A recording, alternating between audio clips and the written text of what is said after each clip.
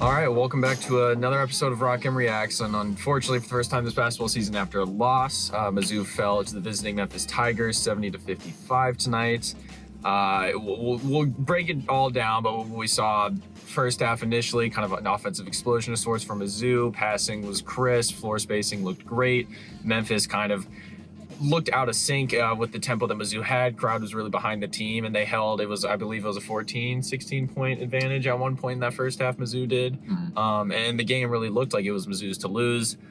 Obviously, things change. Gates referenced post-game the middle eight being very big. The end of that first half was Memphis really dominated, and they carried that through the rest of the game. Mizzou got cold from the floor, kind of dominated on the interior as well, 38-20, points in the paint in Memphis's favor. I forget the exact number, but over 10 plus rebounding advantage as well tonight. So first and foremost, Memphis looked like an NCAA tournament caliber team through and through, incredibly talented. They're trio of transfer guards. They've got bigs. Athletically, they have no weaknesses, frankly. They're fast, strong, got wingspan, jumping ability, etc. So, and kind of looking at and digesting this loss, very early season. Mizzou didn't play a game like this last season early on. They really got hit in the mouth like this against Kansas come December. So there's pros and cons to take away from this. We'll start early in the game. That initial burst offensively, Sean East had 14 first half points. You saw the ball was being spread around. Memphis was kind of playing catch up. Just what were your biggest takeaways from what you saw of what might have been the ceiling of this Missouri offense and just kind of what you saw from that? It was really great. The offense was crisp. It was sharp. It was what the ideal version of Mizzou basketball is. Very free flowing, tons of off ball movement, very smart passing. Not necessarily 5 out, but all 5 guys being threats from beyond the arc, putting a lot of pressure on defenses. You talked about Sean East, 14 first half points, made 5 of his first 7 shots. What I was so impressed about his performance was his confidence. He had been confident in the past. Last season, confidence was a big part of his game, but it led to very suboptimal decisions. This season, his decision making has been a lot better, and it's led to points. There was one play that really stood out to me. It was a pick and roll at the top of the key, and Memphis, I couldn't tell whether they were trying to switch or stay, but basically East caught them in a transition period of them trying to figure out who each other were going to guard, and drove right down the middle of the lane, scored, and that's him taking advantage of an advantageous matchup and attacking the basket with ferocity. And just like the UAPB game, when he drove to the basket, he was not contact averse. He was actually, most of the time, the one initiating the contact, which is a huge development from last season. But in the second half, both actually head coaches mentioned how East got a quicker defender put on him in Gillam Mills, and that really helped thwart East hopefully continuing his promising first half performance. Obviously got shut out in the second half. But the offense that was there from Mizzou in the first half, where everything seemed to be clicking, everybody was moving with purpose, the ball was moving with purpose, completely disappeared in the second half. Memphis looked like they were literally the bigger team for the entire game, but for the entirety of the second half, they actually looked like a bigger team, and it was affecting the way Mizzou was playing. Yeah, I think bringing it back to your point about the confidence thing, at least, to bring a personal example into this, as a former basketball player, I will always argue that confidence is the best attribute any player can have, and especially confidence that comes from your coaching staff and your teammates, that they trust you to shoot the ball, attack on your own. They're not, cringing on the bench when you try to, take a guy one-on-one, and that seemed like from last year when Sean East, third on the team in turnovers, he had some rough moments, played generally behind Nick Honor. It seems like this team, Dennis Gates has handed him the keys to this offense for all purposes, intents and purposes, and I really think he is excelling, just being able to create more on his own. He's physically, as you mentioned, I think stronger, but yes, initiating more contact, which is enabling him to finish over much larger defenders, which has been great so far. But yeah, as you mentioned, Rick Stansbury talked about it post-game, how small ball lineup in the second half for Memphis really worked. Caleb Mills, who, he led the team with rebounds in their first game, Mills did for Memphis. So that just shows what kind of an athlete he is. He's incredibly quick, got great length with his wingspan. And he was a really perfect matchup for Sean East. A great adjustment by Stansbury, really, to do that and shutting him out in the second half. So, yeah, and looking at how the rest of that game went, you saw Missouri's offense completely out of sync. I think you you can relate it a lot to last season's team, how there were moments where shooting went cold, and that happens for every team in the country at multiple times throughout the season. This team just didn't have an answer when they got cold, and you saw it again in games like Texas A&M, Florida, etc. Outside of maybe going to Kobe Brown and letting him just go to work, and he did help them at some points. You don't have Kobe Brown this season to be that equalizer when your team needs a bucket and they just can't seem to get it. Sean East can be that guy at this rate, but it's got to be consistent. In the second half, he was obviously shut down. So, in going forward, just how do you see this team developing from this and being able to overcome some of these cold slumps? Because at the end of the day, while this Gates offense works well, and this is the con of it, you can't just be a team that's all or nothing. If we shoot poorly, we are automatically losing the game and it's going to be ugly. You've got to have something to offset that. So what could that be for this team? I just think continuing to move with purpose on offense. It looked like Mizzou got sped up once they got down, and the last thing you want is for a small lead to snowball, and that's kind of what happened in this game. Even though I kind of call it a slow death more than a snowball, but yeah, as you said, this is the con of a Princeton offense. I guess thankfully for games in the future, if they find themselves in a similar scenario, it's a faster version of the Princeton offense, with how quickly they play in transition, how much they want to get up and down the court as quickly as possible. But at the same time, Mizzou kind of got away from what was working in the first half when they got down. You saw a lot more on-ball pick and rolls. You saw a lot more iso ball. You just didn't see a ton of off-ball movement. You didn't see a ton of opportunities being created from everywhere around the ball. And that's where the absence of Kobe Brown really hurts. And I think it's great for Mizzou that they're unpredictable. A lot of different guys can be the leading scorer on every given night. But at the same time, when you're in not necessarily panic mode, but please help, we need lots of baskets very quickly. Yeah, Mizzou doesn't, at least for now, doesn't seem to have that guy.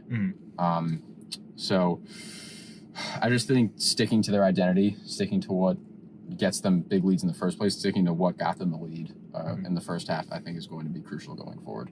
And what got them there, you look at the difference between first and second half. You look at the stats. I mean, it was 6 steals in the first half versus, I believe it was 2 in the second half. You had five assists, I believe, 5 or 6 assists in that first half, which still isn't a number that Gates would love. Only 3 in that second half. I mean, those are two things that Mizzou consistently creates offense out of its defense. You didn't get those live ball turnovers in the second half that they're so accustomed to, and you weren't passing it as well. Some of that comes back to not being able to hit some of those open shots and therefore not registering those assists. But still, at the end of the day, I think this team got hit in the mouth for the first time. They saw what happens when things aren't clicking, and they realize now going forward, I think this team better knows kind of how to play for each other and for Gates coming out of this game. I think regardless, going into this game and after the game, both coaches were talking about how we were going to learn a ton about our respective teams from this, and man, are we going to be able to develop really early in the season because of this game. Both teams have a lot to take away. I think both sides really learned a lot kind of in different ways about each other, but yeah, I think it was a lot of that, a lot of the physicality you saw. And last season, Mizzou was undersized, consistently out-rebounded. Obviously, Connor Vandover isn't playing yet, but you saw the rebounding advantage starkly in Memphis' favor. I believe they had 11 offensive boards tonight, which created a fair amount of second-chance points for them. Points in the paint advantage was also hugely in Memphis' favor. So kind of last thing I did want to ask you about is just is that fine for Dennis Gates and Mizzou? Is this a recipe for success? You're not going to be the biggest, and you're not going to be out rebounding everybody. That's just not how Mizzou works. Their offensive style may not play into that. Is that something that you can win championships with, or are they going to have to become more well balanced in kind of how they approach that? You can get me in trouble. Do I think they're a championship team? No comment. I think the best thing you can do is just make the most out of what you have. And as you said, Mizzou is not a very big team, even with the transfer portal additions of Connor Vandover, even with Mavor Majak returning. Oftentimes they're probably not going to win the rebound battle. They have to find other ways to win. And honestly, in all sports, Eli Drinkwitz says it all the time, finding ways to win. Look at the NFL, the Pittsburgh Steelers. I swear they're good at nothing except winning the football game. They find a way in the end. So I think this is this is totally fine. I think a loss this early in the season is totally fine, because Coach Gates said in the press conference, is this a loss or a learning experience? Yep. And the best thing Mizzou can do right now at this point in the season is have this be a learning experience. You get punched in the mouth, get a swift kick in the teeth. Cool. You learn from it. So I think that we'll learn from it. I think that the fact that they have a lot of veteran leaders and a coach that seems to know how to rally the troops and is very level-headed and rational and honest in what Mizzou needs to get better at. I like their prospects going forward. I would envision Monday against SIUE is going to be a sort of get-right game. Take everything that they didn't do well tonight and make it look a lot better on Monday. So by the time they get to the even the Minnesotas, the Pitts, the Kansases, those screws will have been tightened because, again, they learned. And a nice little kick in the butt is never a bad thing. Exactly. Because, again, that's how you learn, not just in sports, but in life. Exactly. Very true. Look at you being all wholesome and relating it to overall life lessons. But yeah, I mean, I think at the end of the day, I mean, Memphis, you could argue is going to be one of, if not potentially the most talented team Mizzou will play all season. Taking Kansas out of that mix. But very good catch. Taking Kansas out of that mix. Memphis might be the most talented team you play all season, and they also have a very good argument to be the most athletically just dominant and freakish team that you play all season based on who they were throwing out there. So you take a game in which this was environment-wise and in terms of the two teams on the floor, this was an NCAA tournament caliber game. You lost it, sure, but you learned a lot about how your team fares in blockbuster matchups like this through this one. That's going to pay dividends come February, March, and potentially April, as they talk about so frequently getting to Phoenix this year. So yeah, you kind of delved into it a little bit, but yeah, looking ahead, you've got SAU Edwardsville, one of only a handful of non-conference teams Mizzou also played last season on Monday night, and then the Twin Cities on Thursday against Minnesota. Before non-conference play, you return home for a 3-game homestand, and then that month of December, you've got a lot of tough tests. Next week in that 2-game stand, you already talked about Monday being a get-right game. What does that look like? And then secondly, how does Mizzou fix things enough to then go on the road to a hostile environment at the Barn to play a Minnesota team that just dropped 102 points on UTSA tonight and is going to come in there with plenty of offense to boot? Keep practicing the good habits that lead to success. I think you look at the Arkansas Pine Bluff game, for example. There were a lot of really great things, even though, yes, they fouled a lot. They allowed 2 30-plus point scorers. But at the same time, they did a lot of things that are translatable against higher level teams. Mostly, again, off-ball movement, purposeful off-ball movement. You saw floppy action. You saw elevator screens. You saw flare screens with a bunch of different players in a bunch of different positions, all succeeding at a high level.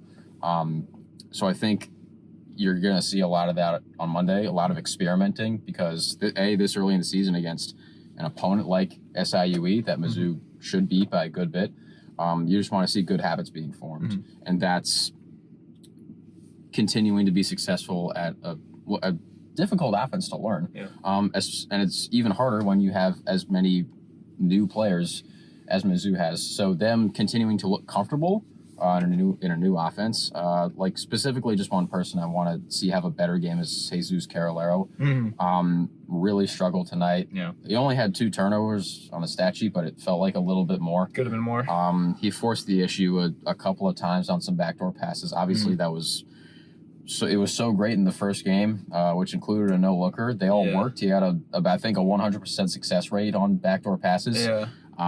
Teams watch film. He had teams watch film, and Memphis really honed in on it. They did a really good job of clogging passing lanes, ones that were very open against UAPB. And he was able to fit one in against to Noah Carter, but Carter missed the layup. That was another big issue that I'm really surprised we haven't touched on yet. Mizzou really struggled around the rim, including Carolero. That missed layup towards the end of the game, I think, is what really summed up the night for Mizzou. The only thing in between him and the basket was his imagination, and his imagination got the best of him. So I just think continuing to practice good habits, I think that starts on the offensive end, because I think defensively, I know Coach Gates said that he talks about it all the time, how those two sort of interrelate.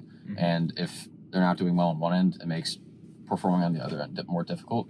But the one thing I want to see the most is the offense continuing to look coherent and then generating open looks, because that completely disappeared in the second half tonight. Yeah, entirely agree. I think just to wrap it up a bit, the point on Jesus Carrera-Martin, I just think, he has, in that first game, you saw the type of player he was. He flashed it all. And I think, Memphis realized that and knew the type of player he was. He is incredibly pass first, probably the most pass first player on this team, which is fine. There's plenty of players that make a living off of that, and he sees things that other players can't, and he has the ability to, from any arm angle, really make those passes. But when opposing teams know that you are pass first, you have to also prove to them that you are a threat to score.